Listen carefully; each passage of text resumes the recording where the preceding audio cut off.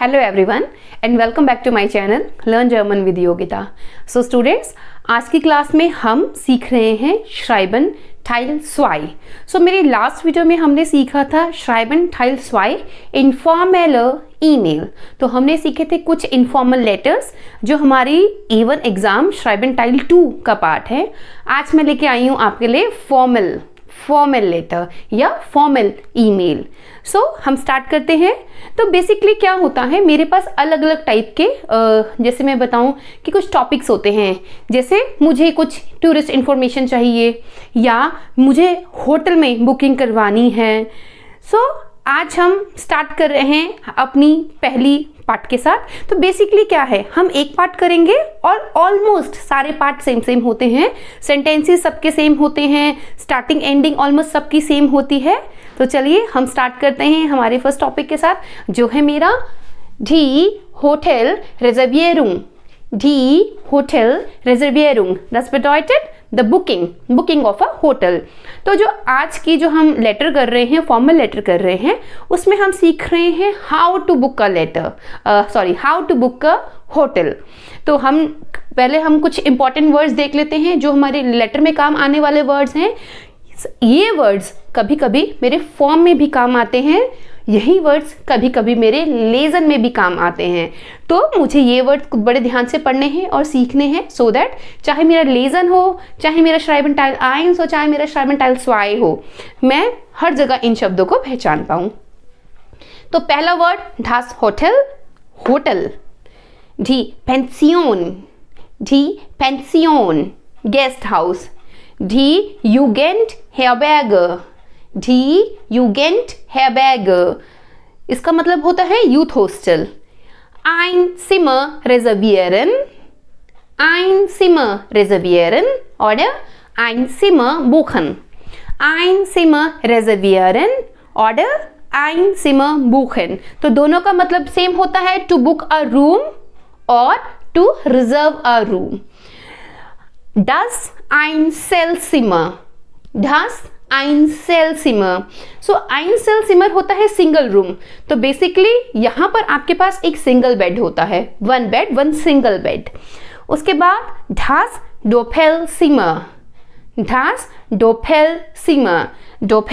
होता है one room जिसके अंदर डबल बेड लगा होता है. सो double room, Doppelzimmer. das Frühstück होता है मेरा ब्रेकफास्ट. Die Halbpension. सो Halbpension का मतलब होता है 2 मील्स. तो ब्रेकफास्ट के साथ वो मील आपका लंच भी हो सकता है, वो मील आपका डिनर भी हो सकता है, 2 मील्स. उसके बाद Die Vollpension होता है तीनों टाइम की मील, जिसमें आपका Frühstück, Mittagessen और Abendessen तीनों आ जाते हैं. सो बहुत से बच्चे Vollpension और Halbpension के साथ बड़े गड़बड़ करते हैं, उनको मतलब नहीं समझ आते. सो Vollpension होता है तीनों टाइम का मील. Die Halbpension होता है ब्रेकफास्ट प्लस या तो आफ्टरनून या डिनर, दोनों में से कोई एक मील. सो अब बिल्कुल जैसे हमने इनफॉर्मल लेटर में हमने किया था, इनफॉर्मल ईमेल में किया था, कि इसमें भी एक अनरेडर होगा, एक सल्यूटेशन होगा, एक टेक्सटाइल होगी, एक बॉडी होगी, एक लेटर की बॉडी होगी और एक ग्रूस फॉर्मेल होगा. ग्रूस फॉर्मेल होता है मेरी closing, how to close a letter, how to close a mail. So जैसे मैंने इनफॉर्मल लेटर में अनरेडर में किया था लीबर और हालो, तो ये मेरी फॉर्मल लेटर है. यहाँ पर मैं हालो या लीबर तो बिल्कुल भी नहीं. हालो आई कैन यूज, बट वो थोड़ा सा ना इनफॉर्मल सा लगता है. तो यहाँ पर मैं बेटर है, मैं यूज करूंगी sehr geehrte Damen und Herren. सो यहाँ पर मैं उनको एक रिस्पेक्ट के साथ बात कर रही हूँ. sehr geehrte Damen und Herren, very respected ladies and gentleman, क्योंकि वी डोंट नो ना कि सामने लेडीज है या जेंटलमैन है. तो sehr geehrte Damen und Herren, तो लेडीज एंड जेंटलमैन. बॉडी हम अभी करते हैं. उसके बाद एंडिंग कैसे करनी है, ऑब्वियसली आपने उसको थैंक यू कहना है, क्योंकि आप उससे इंफॉर्मेशन ले रहे हैं और वो आपको इंफॉर्मेशन दे रहे हैं. सो danke, viele Grüße.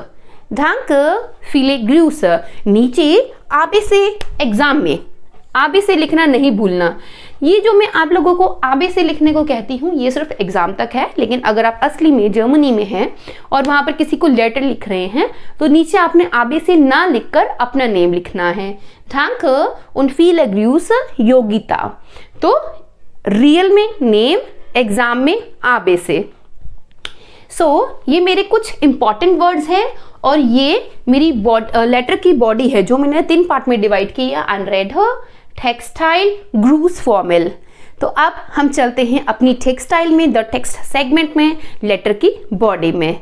तो हम शुरू करते हैं। जब हम होटल बुकिंग की बात करते हैं तो कुछ पॉइंट्स मेरे लिए ज़रूरी होते हैं, जैसे 1, हम कब आ रहे हैं, वी lange, हम कितने दिनों के लिए आ रहे हैं या कितने दिन हम रुकने वाले हैं, या वी viele Zimmer, हमें वहाँ कितने कमरे चाहिए या हम कितने लोग हैं, हमें उन लोगों के लिए कमरे चाहिए।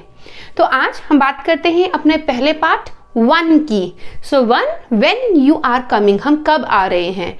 तो मेरे पास अलग अलग ऑप्शन होते हैं, या तो मैं अपनी एग्जैक्ट डेट बता सकती हूँ कि मैं इस दिन आ रही हूँ, या मैं एक रफली आइडिया दे सकती हूँ कि मैं इस मंथ में आ रही हूँ। फॉर एग्जाम्पल मैं यहाँ कह सकती हूँ wir kommen am 1.1. um 17 Uhr an। wir kommen am 1.1. um 17 Uhr an। तो हम 1 Jan को आ रहे हैं। या मैं कह सकती हूँ wir fliegen। तो ऑब्वियसली फ्लीगन हम बाय एयर आ रहे हैं। wir fliegen im August nach Berlin। wir fliegen im August nach Berlin। तो यहाँ पर मैंने एक पर्टिकुलर डेट ना देकर एक मंथ बताया है कि मैं अगस्त के मंथ में आऊंगी। या मैं बोल सकती हूँ ich möchte für eine Woche। Ich möchte für eine Woche, ich möchte im August für eine Woche Paris besichtigen। Ich möchte im August für eine Woche Paris besichtigen। तो यहाँ पर मैं क्या बता रही हूँ, मैं एक तो मंथ भी बता रही हूँ कि मैं अगस्त के मंथ में आऊँगी, और फ्योर eine Woche, एक वीक के लिए मैं आऊँगी, पेरिस को विजिट करने आऊँगी। इनमें से आप तीनों में से कोई भी पॉइंट यूज़ कर सकते हैं जब आप बता रहे हैं 1 आपने कब आना है। फिर सेकंड पॉइंट रहता है वी lange, कितने लंबे टाइम के लिए आप वहाँ स्टे करने वाले हैं। तो यहाँ आप अलग अलग तरीके से बोल सकते हैं। आप बोल सकते हैं wir bleiben 2 Tage, wir bleiben 2 Tage, तो हम 2 दिन रहने वाले हैं, 2 दिन स्टे करने वाले हैं। bleiben का मतलब होता है स्टे करना। wir übernachten für eine Woche, wir übernachten für eine Woche। तो übernachten मेरा वर्ब है to stay at night, या कहीं रहना, किसी होटल में रात काटनी। wir übernachten für eine Woche, तो हम एक वीक के लिए स्टे करने आ रहे हैं। या आप यहाँ पर एक टाइम, एक डेट देख सकते हैं कि मैं इस तारीख से लेकर इस तारीख तक रहूंगी। Ich bleibe vom 1.1. bis zum 8.1. Ich bleibe vom 1.1. bis zum 8.1. तो यहाँ पर मैंने टाइम दे दिया कि मैं भाई 1 जनवरी से लेकर 8 जनवरी तक आपके होटल में रुकूंगी। अब मैं यहाँ बात करती हूँ wie viele Zimmer, कितने रूम मुझे चाहिए। अब ये मेरे ऊपर है, या तो मैं वो कह सकती हूँ कि wir brauchen ein Einzelzimmer, wir brauchen ein Einzelzimmer, 1 room with a single bed। wir brauchen ein Einzelzimmer mit Halbpension, mit Halbpension। या तो मैं उसको बोल दूँ कि मुझे Einzelzimmer चाहिए mit Halbpension, या ये मेरे ऊपर है, मैं उसको बोल दूँ wir brauchen ein Doppelzimmer, wir brauchen ein Doppelzimmer mit Halbpension, Vollpension oder Frühstück। तो चाहे मैं उसको हाल पेंशन के साथ रूम ले लूँ, चाहे मैं फुल पेंशन के साथ रूम ले लूँ, चाहे मैं फ्रुस्टू के साथ ले लूँ। तो ये मेरे कुछ इंपॉर्टेंट पॉइंट हैं। 1 कब आ रहे हैं, वी लांगर कितना दिनों के लिए रुक रहे हैं, वी फील अ सिमर कितने आपको रूम्स चाहिए। सो समटाइम क्या होता है, हमारे पास जो प्राइस होता है वो मेंशन नहीं होता है कि रूम का कितनी कॉस्ट है या क्या प्राइस है। तो उस केस में हम खुद से पूछ सकते हैं, Was kostet ein Doppelzimmer mit Vollpension?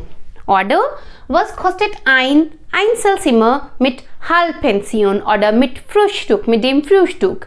So it's not always ना कि हमेशा वहाँ पर हमें प्राइस मिलेगा, हम खुद से भी पूछ सकते हैं अगर ऑप्शन नहीं है तो, या वो हमसे पूछ रहा है, हमसे कह रहा है कि हमने जो है प्राइस पूछना है।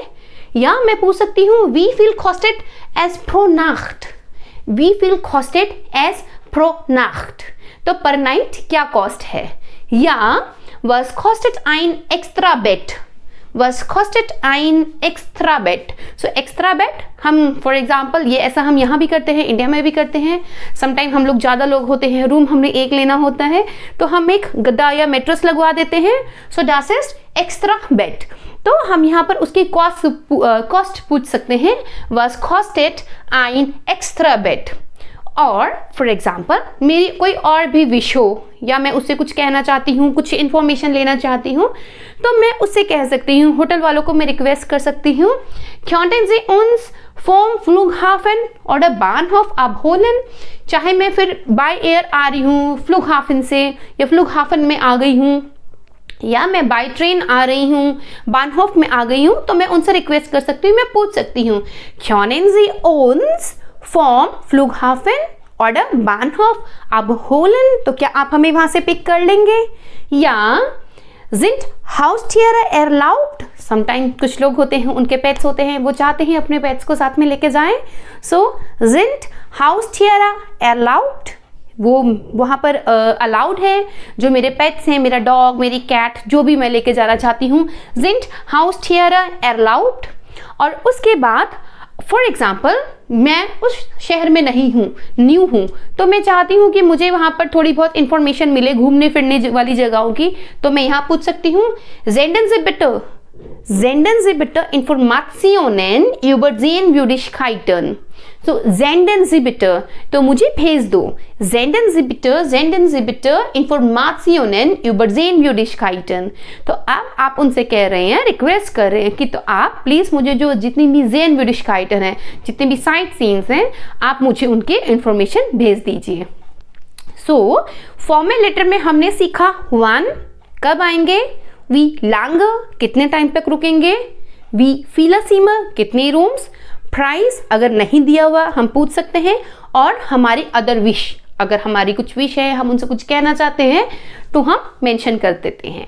तो इस फॉर्मल लेटर में हमने सीखी हैं एक अनरेडर, एक text segment, textile, non gross formal. So students, आप लोगों को आई बिलीव आइडिया आ गया होगा कि हम कैसे अपनी जो फॉर्मल लेटर है, कैसे हम अपनी फॉर्मल लेटर लिख सकते हैं। इसी की तरह जो मेरी कुछ फॉर्मल लेटर होती हैं वो टूरिस्ट इन्फॉर्मेशन वाली होती हैं, कि जब हमने उनसे कोई टूरिस्ट इन्फॉर्मेशन लेनी है, ऑब्वियसली टूरिस्ट इन्फॉर्मेशन ले रहे हैं तो वहाँ भी हम होटल के रिगार्डिंग हम जिक्र तो करेंगे कि होटल चाहिए, या हमें टूरिस्ट इन्फॉर्मेशन दो, या हमें Sehenswürdigkeiten की इन्फॉर्मेशन दो। तो ये वाले पॉइंट्स हम टूरिस्ट इन्फॉर्मेशन वाली ब्रीफ में, फॉर्मल ब्रीफ में यूज़ कर सकते हैं। सो आई बिलीव आप लोगों को अब दोनों ही जो पैटर्न है, फॉर्मल ब्रीफ और इनफॉर्मल ब्रीफ, फॉर्मल लेटर और इनफॉर्मल लेटर, दोनों ही अब आपको आ चुके हैं, और अब आपको अपने Goethe सर्टिफिकेट आइंस के, श्राइबन के टाइल आइंस और टाइल स्वाई दोनों में कोई प्रॉब्लम नहीं होगी। सो आई होप अब आपको सब कुछ समझ आ गया है। सो अगर आपको मेरी वीडियोस अच्छी लगती हैं या उसमें से कुछ समझ आता है तो प्लीज़ मेरे चैनल को लाइक कीजिए, वीडियोस को शेयर कीजिए और चैनल को सब्सक्राइब कीजिए। Thank you so much, thanks for watching.